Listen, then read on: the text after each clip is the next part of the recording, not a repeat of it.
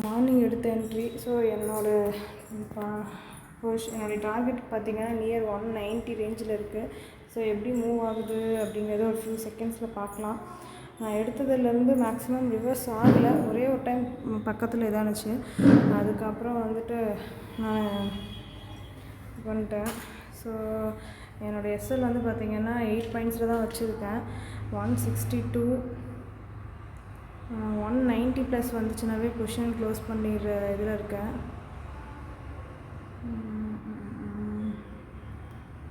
So 190 வரணும்.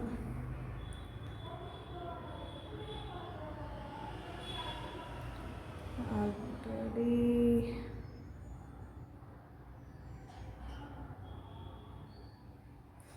Okay fine. நம்ம டார்கெட்டுக்கு near வந்தாச்சு. ஸோ நான் வந்து க்ளோஸ் பண்ணிக்கிறேன் 190 பக்கமாக. ஸோ இதுக்கு முன்னே நான் ரிஸ்க் எடுக்கல. அப்படியே நான் வந்து என்னோடய ட்ரைலிங் எஸ்எல்லாக இருந்தாலுமே 183 தான் ட்ரைலிங் எஸ்எல் இருப்பேன். ஆனால் என்னோடய டார்கெட் கம்ப்ளீட் ஆகிடுச்சு. ஸோ 190 தான். நான் க்ளோஸ் பண்ணிக்கிறேன் என்னோடய பொசிஷனை. தேங்க்யூ.